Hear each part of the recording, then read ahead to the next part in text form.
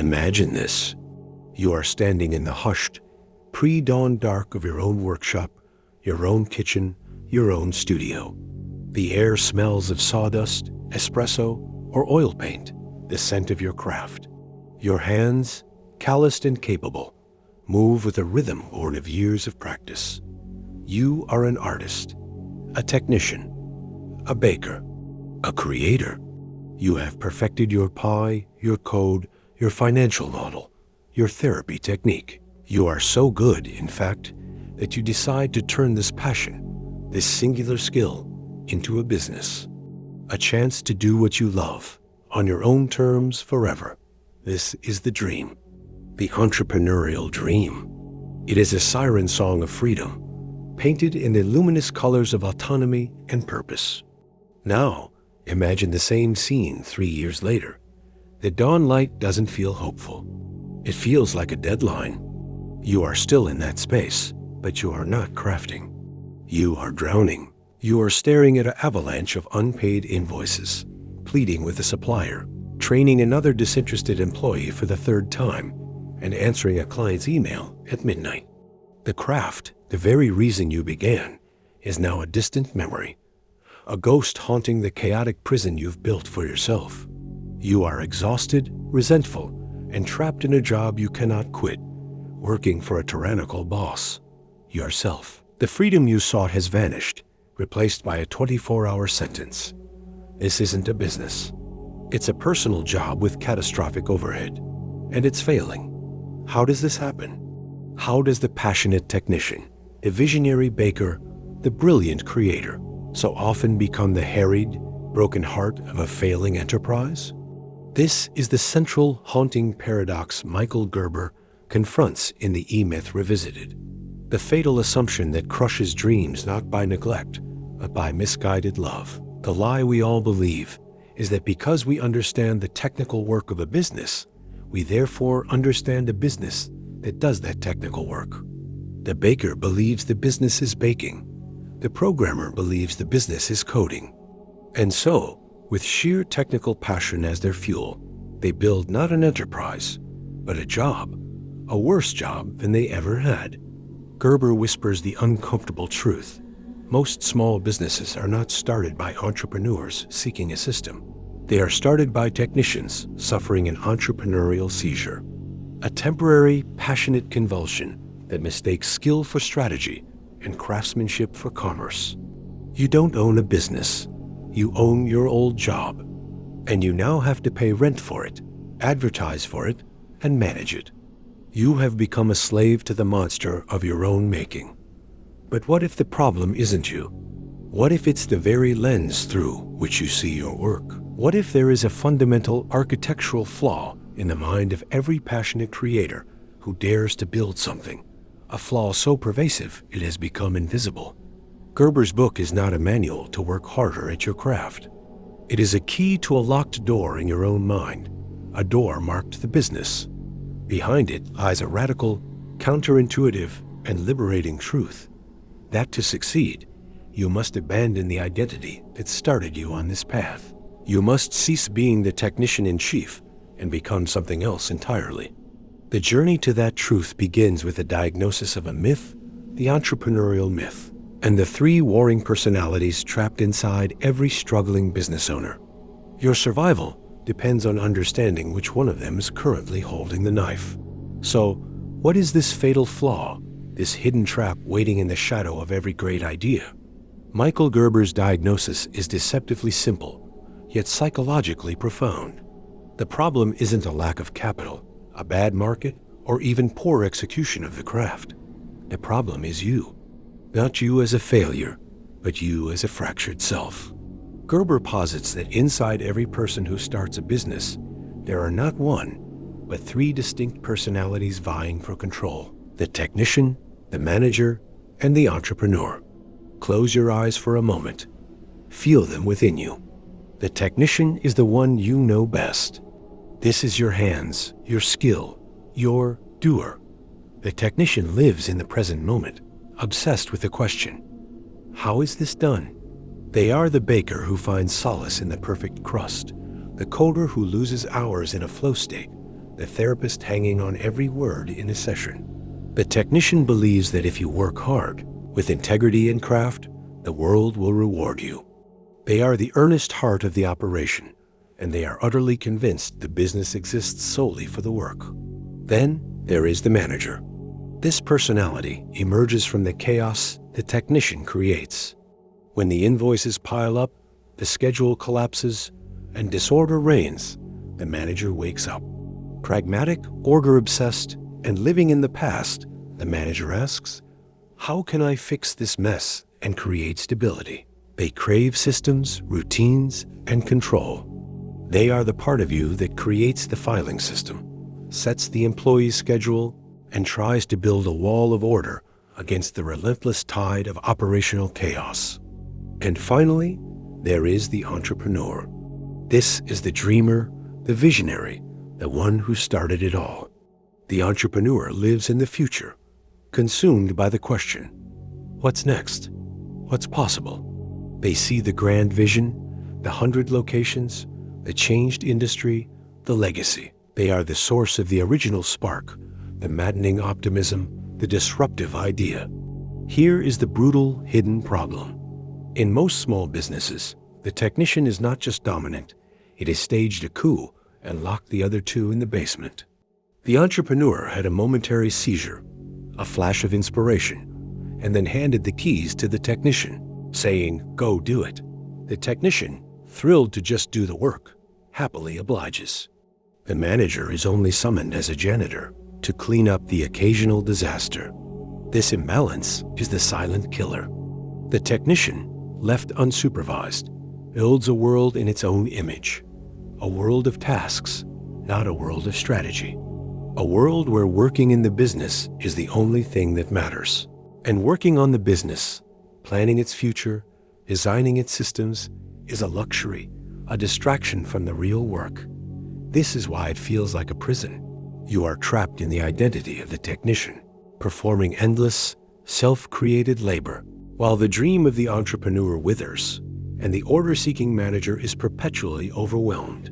You are a triangle trying to exist as a single point. Gerber's diagnosis connects to a deeper, almost Jungian shadow work, the failure to integrate the selves. The technician represents our competence shadow, the part we over-identify with because it's safe and validates us. The neglected entrepreneur is our visionary shadow, feared for its risk.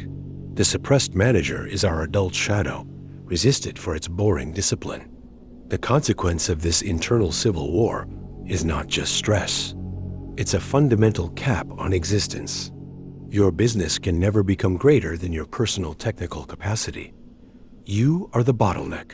If you, the technician, are not physically present doing the work doesn't get done, the money doesn't flow, and the entire fragile entity grinds to a halt.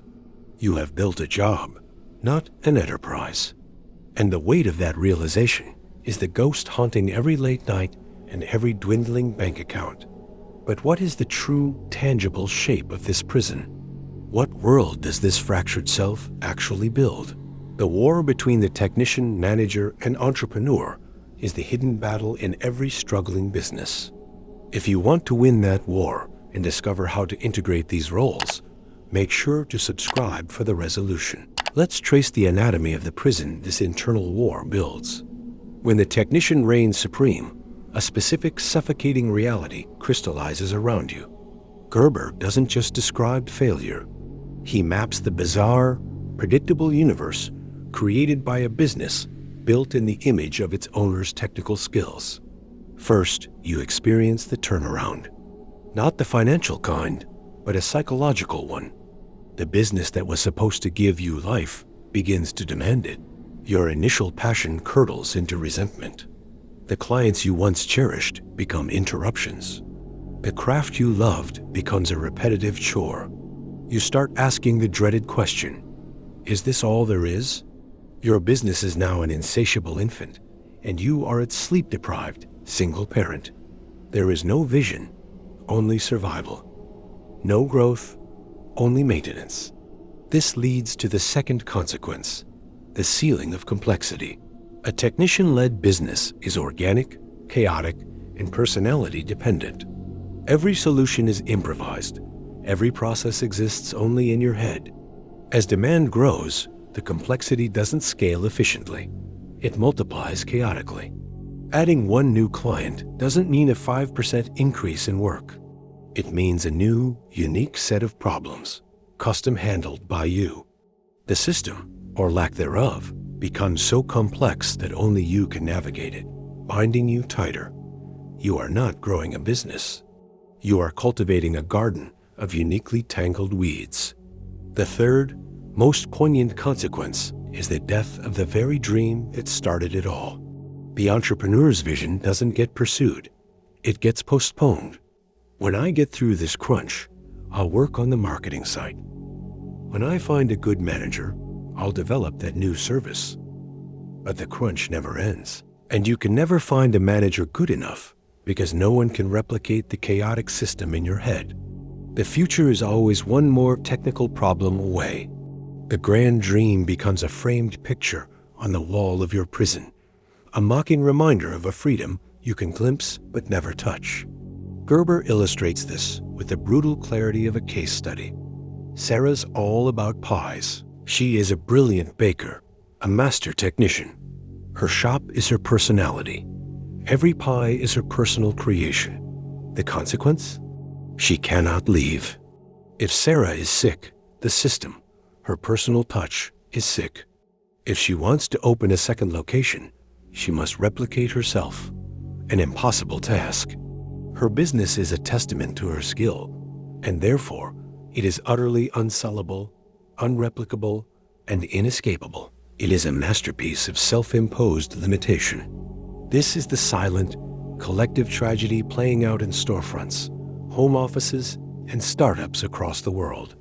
It's a world not of scalable enterprises, but of personal fiefdoms of toil.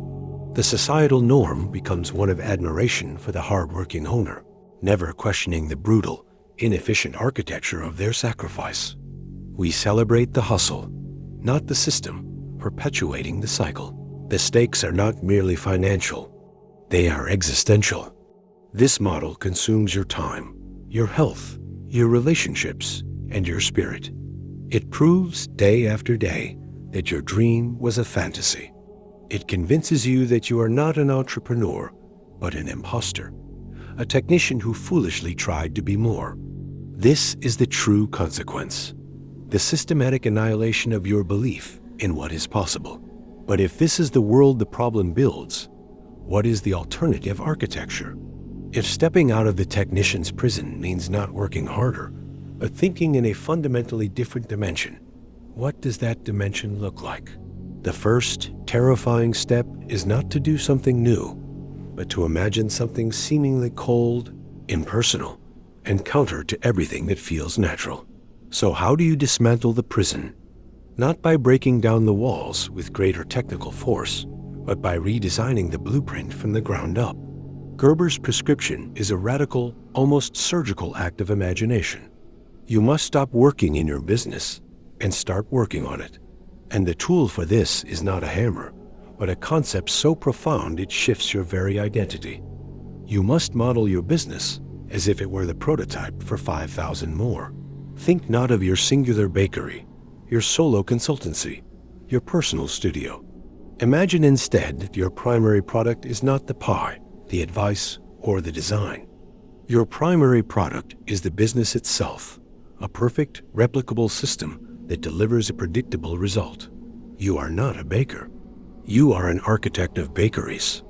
This is the moment the entrepreneur is freed from the basement and handed the compass. Gerber's framework for this is the business development process, a methodical journey through 3 distinct, non-negotiable phases: innovation, quantification, and orchestration. This is the antidote to the technician's chaos. First, innovation. This isn't about a new pie flavor. It's about systematically eliminating mediocrity and unpredictability at every single point of client contact. Why does the phone get answered that way? Why is the proposal formatted like this? You must scrutinize every moment through the lens of the client's experience and innovate a better, more reliable, more valuable way.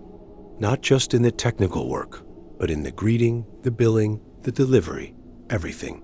You are designing a system for a result, not performing a series of tasks.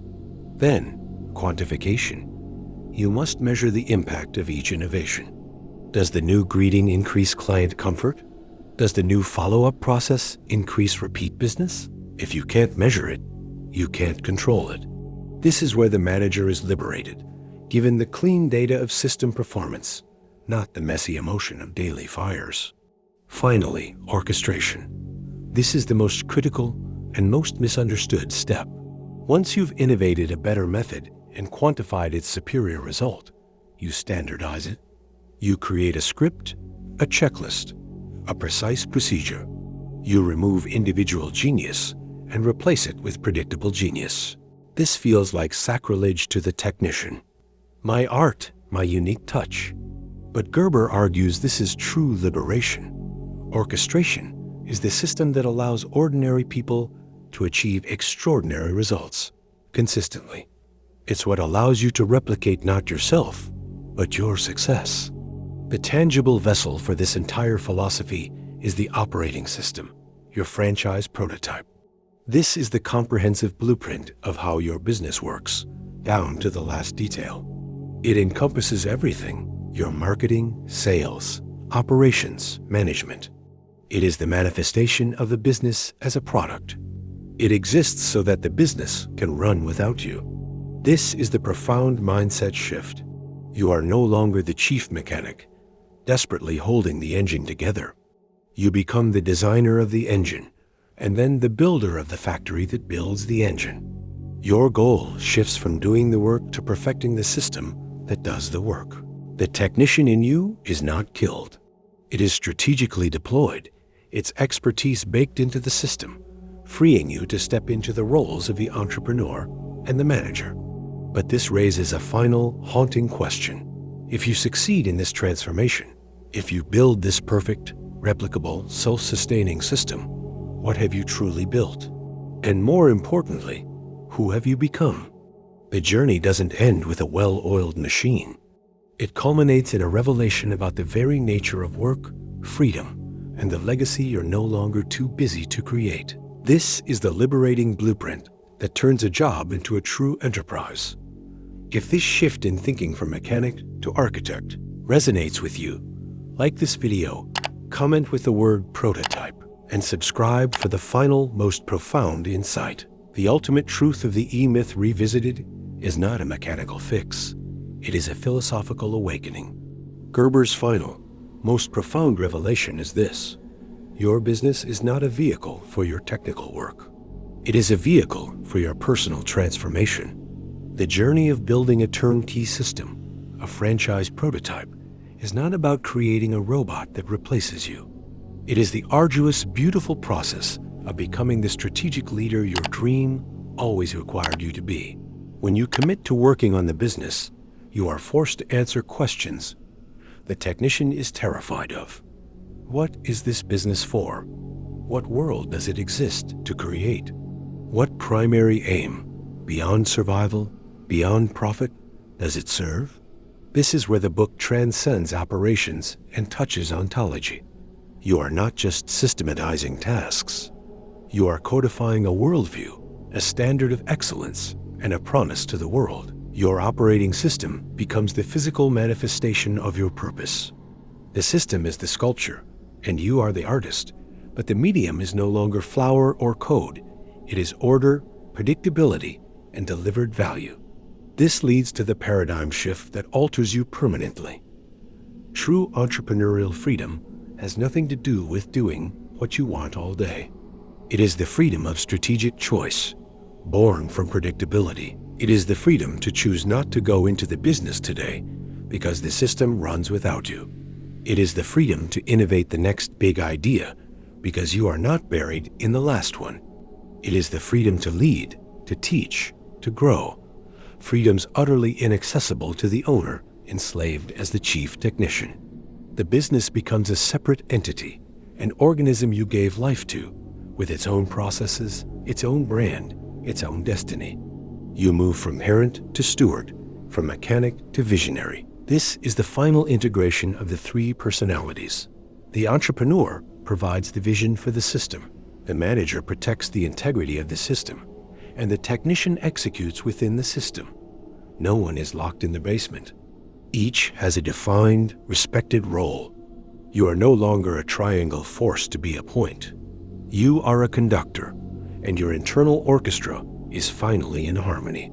Gerber's closing argument is poetic and stark. Without this transformation, you are building a place of employment, and the primary employee is you, working at the whim of the market, your clients, and your own diminishing stamina. With this transformation, you are building an asset that can be scaled, replicated, sold, or simply enjoyed. You transform from a practitioner of a trade into a true entrepreneur, an architect of predictable success. As you turn the final page, the haunting question shifts. It is no longer, why am I working so hard and getting nowhere? The new, more powerful and terrifying question becomes, what extraordinary, scalable impact could my life's work have if it were no longer limited by my personal presence and daily labor? The E-Myth is not a business book. It is a mirror. It shows you the prison of your own competence and hands you the key, not to escape, but to build a kingdom where that competence is the foundation, not the ceiling. The call is not to work harder on your craft, but to think courageously about the legacy of your craft. The business that won't fail is not the one with the best technician at its heart, but the one that was designed from the start to thrive in the beautiful, terrifying absence of its creator.